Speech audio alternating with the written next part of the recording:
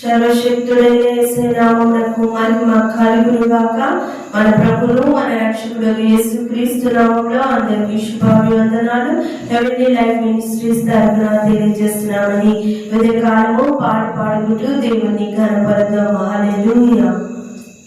తరతరాలలో యుగ యుగాలలో జగ జగాలలో దేవుడు దేవుడు యేసే దేవుడు మన దేవుడు దేవుడు యేసే దేవుడు.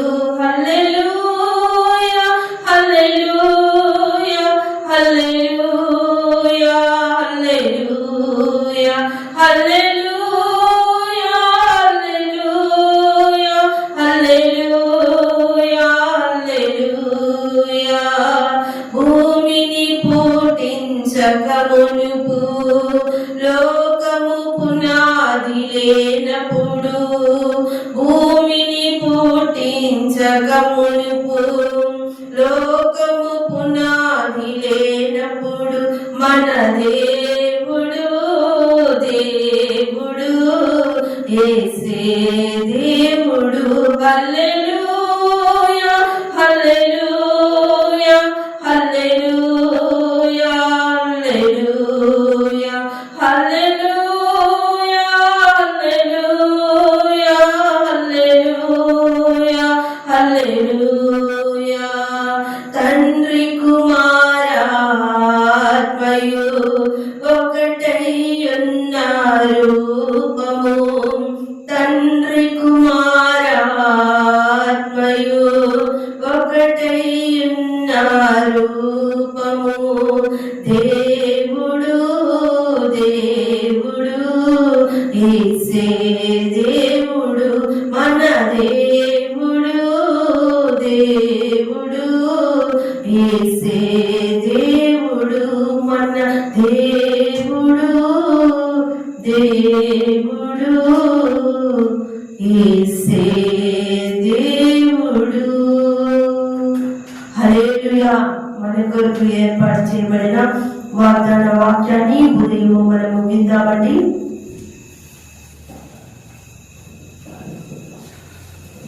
హల్లెలూయా. దేవుని నామము పరచబడును గాక. ఈ నూతన దినములో దేవుడు మనకు గురించిన వాక్యము వాగ్దానము చదువుకుందాం, ధ్యానించుకుందాం. యోబు గ్రంథము 11వ అధ్యాయము 19వ వచనము. ఎవరి భయము లేకుండా నీవు పండుకొందువు, అనేకులు నీతో విన్నపములు చేసేదరు. ఆమేన్. చాలా శ్రేష్టమైన మాట యోబు గ్రంథంలో రాయబడినట్టు మనం చూస్తున్నాం.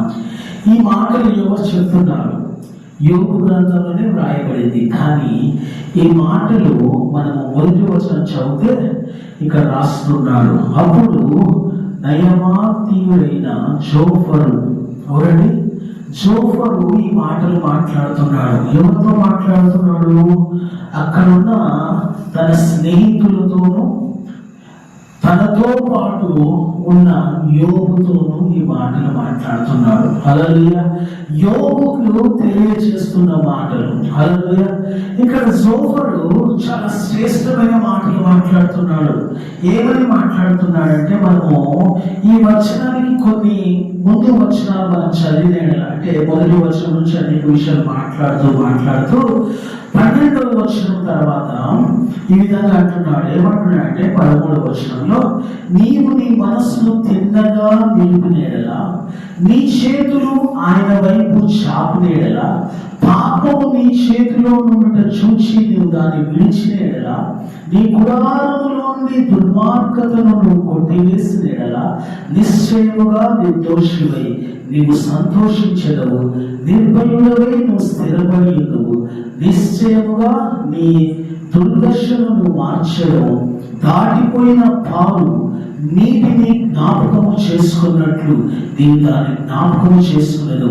అప్పుడు నీ బ్రతుకు మధ్యాకాల తేజస్సు కంటే అధికముగా ప్రకాశించును. చీకటి కమ్మినను అది అరుణోదయం వలె కాంతిగా నుండును. నమ్మకములకు ఆస్వాదం కలుగును కనుక నీవు ధైర్యముగా ఉండవు. నీ ఇంటను పరిశోధించి సురక్షితముగా పండుగలు అని మాట్లాడుతూ ఉన్నాడు.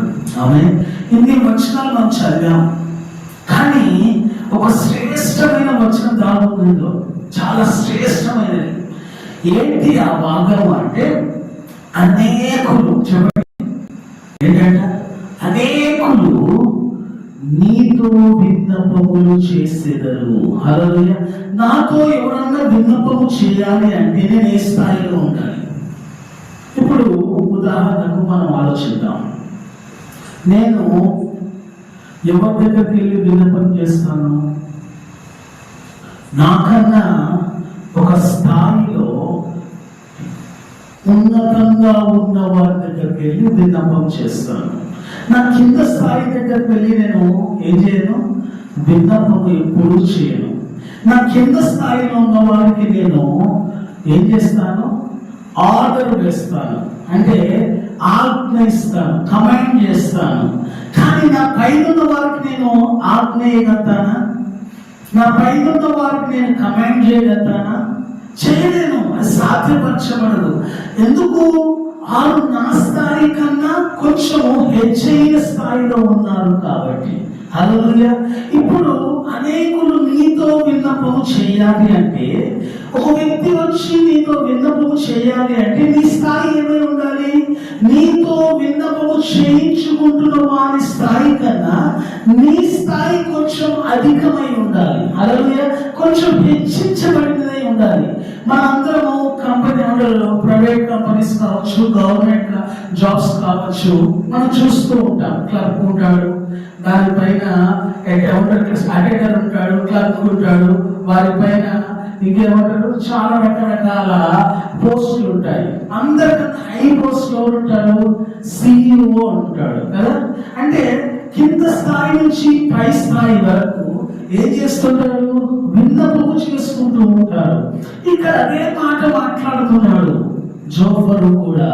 అనేకులు నీతో విన్నపములు చేసేదారు. ఎప్పుడు చేస్తారు? నీ స్థాయి మార్చబడినప్పుడు, నీ స్థాయి హెచ్చించబడినప్పుడు. ఈ లోకంలో ఎవరికైనా గుర్తింపు ఎప్పుడు ఉంటుంది? ఎవరిని గుర్తిస్తారు? గేట్ బయట ఉన్నవారినా, గేట్ లోపల ఉన్నవారినా? గేట్ బయట ఉన్నవారు ఎవరైనా విషయిస్తారా? వారిని పలకరిస్తారా? పలకరించరు. ఎందుకు? వారి స్థానం ఎక్కడుంది? కాపలా కాసే స్థానంలో ఉంది. అలాగే కాపలా కాసే స్థానంలో ఉన్న వారిని ఎవరు వచ్చి విన్నపం చేసుకోరు. అయ్యా నాకు ఈ అవసరం ఉంది, అయ్యా నాకు ఈ అక్కర ఉంది, అయ్యా నా పరిస్థితి ఇలా ఉందని ఎవరు విన్నపం చేసుకోరు. కానీ లోపలికి వచ్చి సింహాసనం మీద కూర్చున్న వారి దగ్గరికి, సింహాసనం మీద ఆసీనుడైన వారి దగ్గరికి వచ్చి ఏం చేస్తారు? వారి విన్నపాన్ని తెలియచేస్తారు. హల్లెలూయా. ఇప్పుడు మనము కూడా ఈ భాగాన్ని ఈ విధంగా ధ్యానిద్దాం. ఏంటంటే, నీవు నేను లోకంలో అనేక మంది సేవకులు ఉన్నారు, అనేక మంది దైవజనులు ఉన్నారు.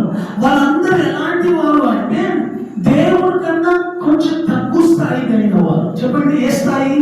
దేవుడితో సమానమైన స్థాయి కాదు. సేవకులది కానీ, దైవజనులది కానీ, ఎవరిదైనా కానీ వారందరూ ఏ స్థాయి?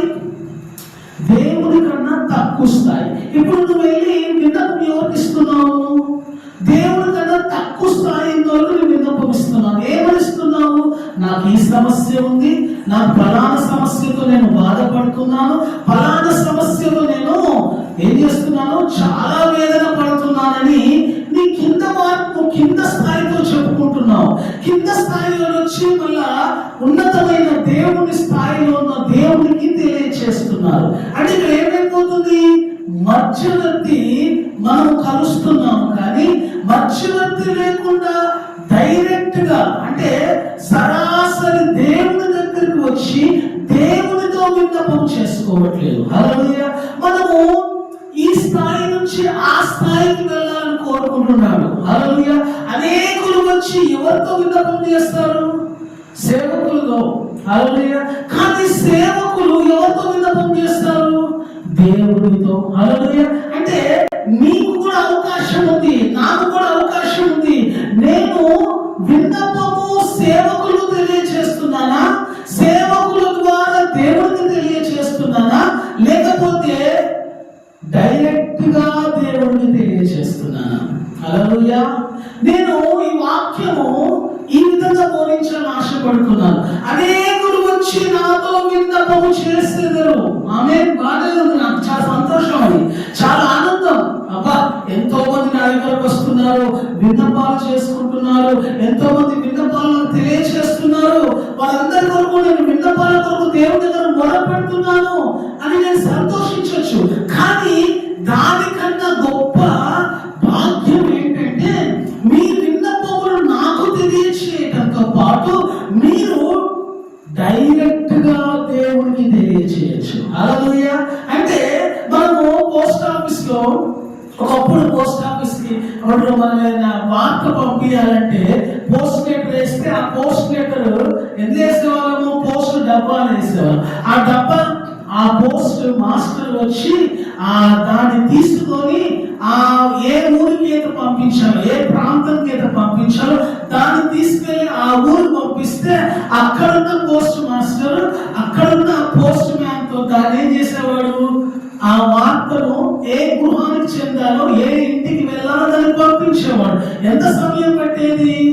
చాలా సమయం పట్టేది. ఈ రోజు నేను లెటర్ పంపిస్తే 3 రోజులకో లేదా 5 రోజులకో వెళ్ళేది.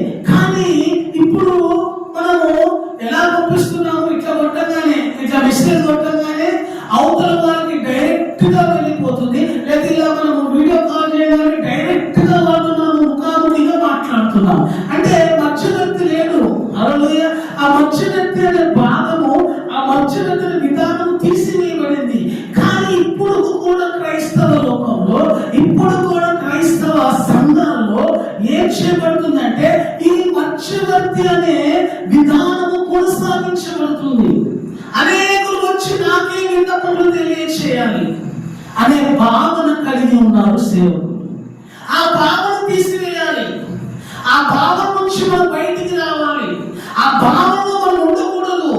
మనం ఏం చేయాలి అంటే, అయ్యా నువ్వు విన్నపము ఆసీనుడైన వానికి, సింహాసనసీనుడైన వానికి మాత్రమే నువ్వు విన్నపము చేయాలని మనం నేర్పించగలగాలి. హల్లెలూయా. డైరెక్ట్ గా దేవుడు ముఖాముఖిగా మాట్లాడడానికి ఇష్టపడుతున్నాడు. డైరెక్ట్ గా దేవుడు నీ విన్నపానికి జవాబు ఇవ్వడానికి ఇష్టపడుతున్నాడు. హల్లెలూయా. అంటే నీవు విన్నపము నాతో చేస్తున్నావు, నాకు చెప్తా వచ్చి, పాస్టర్ గారు, దైవజనుడా, నాకు ఈ సమస్య ఉంది, నా నుంచి ప్రార్థన చేయని చెప్తున్నావు. నేనేం చేస్తాను? నజరేతు క్రీస్తు నామములో ఈ సహోదరుడికి, ఈ సహోదరికి ఈ సమస్య నుంచి విడుదల కలుగునుగా అని ప్రార్థన చేస్తాను. ఏ నామంలో? యేసు నామంలో. ఆమేన్. ఇప్పుడు మీరు కూడా మీ సమస్యను ఎత్తి యేసు నామంలో నాకు ఈ సమస్య వెళ్ళిపోవాలి అని ప్రార్థన చేయగలిగితే, అలాగే విన్నపమును తెలియచేయగలిగితే దేవుడు దాన్ని ఏం చేస్తాడు? ఖచ్చితంగా నెరవేరుస్తాడు. దేవుడు ఆ ప్రార్థన బట్టి సంతోషిస్తాడు. ఆ ప్రార్థన బట్టి దేవుడు ఎంతగానో ఉత్సహిస్తాడు. అదే నా కుమార్తె ఎవరి దగ్గరకు వెళ్ళకుండా డైరెక్ట్ నా దగ్గరికి వచ్చింది, ఎవరి దగ్గరకు వెళ్ళకుండా డైరెక్ట్ గా నా దగ్గరికే వచ్చాడు నా కుమారుడు అని సంతోషిస్తాడు దేవుడు. ఆమె మనము మన విన్నపాన్ని దేవునికి తెలియచేయాలి. అది నేను చెప్పాలనుకుంటున్న వాక్య భాగము, నేను తెలియజేయాలనుకుంటున్న వాక్య భాగము. కాబట్టి ఈ మాటలు మీరు జాగ్రత్తగా వినండి. ఏమనంటున్నాడంటే దాని ముందు వచ్చినంలో చాలా జాగ్రత్తగా చదవండి. ఈ విధంగా రాయబడి ఉంది, నీ మనసును తిన్నగా నిలిపిన నీ చేతులు ఆయన వైపు చాపిన నీవు ఈ విధంగా జీవిస్తే చాలు. ఈ విధంగా నీ మనస్సును నిలుపుకొని నీ చేతులు ఆయన వైపు చాపి, ప్రభువా నా విన్నపం ఇది, ప్రభువా నా ప్రార్థన ఇది, నా ప్రార్థనకు జవాబు దయచేయని అడుగు, దేవుడు ఖచ్చితంగా నీ మనవిని ఆలపిస్తాడు, నీ విన్నపాన్ని ఆయనకు జవాబిస్తాడు. ఒకటే ఒక పని చేయాలి, ఒకటే ఒక విధానం ఉంది. అది ఏ విధానం అంటే దేవునికి సూటిగా అడిగే విధానం. సూటిగా, అంతే, ఏం లేదు. ఏమని అడిగిన వాక్యంలో గమనించండి, నీ మనస్సును తిన్నగా అటు ఇటు పోకూడదు. అడిగేటప్పుడు ఎలా ఉండాలి? తిన్నగా ఉండాలి. అందులో ఏమాత్రము వంకర తింకర ఉండకూడదు. మనము స్కేల్ పెట్టుకొని ఏం చేస్తాము? లైన్ తీసుకుంటాం, అంటే ఒక చిన్న లైన్ తీస్తాం. ఎందుకు? అది ఎక్కడ వంకర పోకూడదని, ఎక్కడ ఆ లైన్ లో ఎటువంటి ఏమంటారు వంకరతనం రాకూడదని మనం స్కేల్ పెట్టి తీస్తాం. మన మనస్సుని ఆ విధంగా స్కేల్ ఏ విధంగా అయితే మనకి లైన్ స్ట్రైట్ గా గీయడానికి అవకాశం ఇస్తుందో, మన మనస్సును కూడా స్ట్రైట్ గా దేవుని వైపు నిలపడానికి దేవుని సహాయం కోరుకోవాలి. ఆ స్కేల్ దేవుని సహాయము. ఆయన మీద మనస్సు నిలపాలంటే ఆయన సహాయం కావాలి. ఆయన సహాయం లేకపోతే ఆయన మీద మన మనస్సు నిలపలేదు. మరొక మాట ఏమన్నాడు? నీ చేతులు ఆయన వైపు చాపినేలా. మనం చాలాసార్లు ఎంతో మంది ముందు మన చేతులు చాపుతుంటాం. ఏమని? నాకు సహాయం చేయి, నాకు మేలు చేయి, నాకు ఉపకారం చేయి అని చాపుతూ ఉంటాం. కాదు, ఆయన వైపు నీ చేతులు చాపు. చేతులు చాపి ఆయన మనవి చేయి. ఈ రెండు చేయి చాలు. దేవుడు ఇంకా నీ పట్ల, నా పట్ల అద్భుతం చేస్తాడు, మనందరి పట్ల అద్భుతం చేస్తాడు. ఈ వాక్యము మీ జీవితాన్ని మార్చాలని నేను కోరుకుంటూ ఈ మాటను నేను ముగిస్తూ ఉన్నాను. ఆమె ప్రార్థన చేసుకుందాం. పరిశుద్ధుడా, మా ప్రియ పరలోకపు తండ్రి, మరొకసారి నీ ప్రియ కుమారుడు, మా ప్రభువు, మా రక్షకుడైన యేసుక్రీస్తు నామములో నీ పాద సన్నిధి చేర్చుకున్నాం. నేను చదివిన వాక్యం బట్టి వందనాలు. అవును ప్రభువా, తండ్రి, నీవే తండ్రికి మాకు మధ్యవర్తిగా ఉన్నాం. ప్రభువా, నీవే మా పక్షాన తండ్రి కుడి పార్శ్వమున కూర్చుని విజ్ఞాపన చేస్తూ ఉన్నాం. ప్రభువా, నీవే మమ్మల్ని సూటిగా తండ్రి, స్పష్టంగా తండ్రి, నేరుగా నీ దగ్గరకు వచ్చి విజ్ఞాపన తెలియచేయమంటున్నావు. నీ మనవులు, నీ విన్నపములు తెలియచేయమంటున్నావు. నేరుగా నీ దగ్గరికి రమ్మంటున్నావు. నీ దగ్గరికి అలా రావడానికి మాకు సహాయం చేయండి. ఈ వాక్యము విన్నవారిలో ఒక గొప్ప మార్పును, రూపాంతర స్థితిని తీసుకురామని అడుగుతూ యేసు పరిశుద్ధ నామములో అడుగుచున్నాం మా ప్రియ తండ్రి. ఆమేన్. అందరికీ ప్రైజ్ ది లార్డ్. అందరూ పాస్టర్ సోలమన్ రాజు యూట్యూబ్ ఛానల్ని సబ్స్క్రైబ్ చేయండి, లైక్ చేయండి, షేర్ చేయండి, అలాగే కామెంట్ చేయండి. మా దేవుడు అందరినీ నియమించును గాక.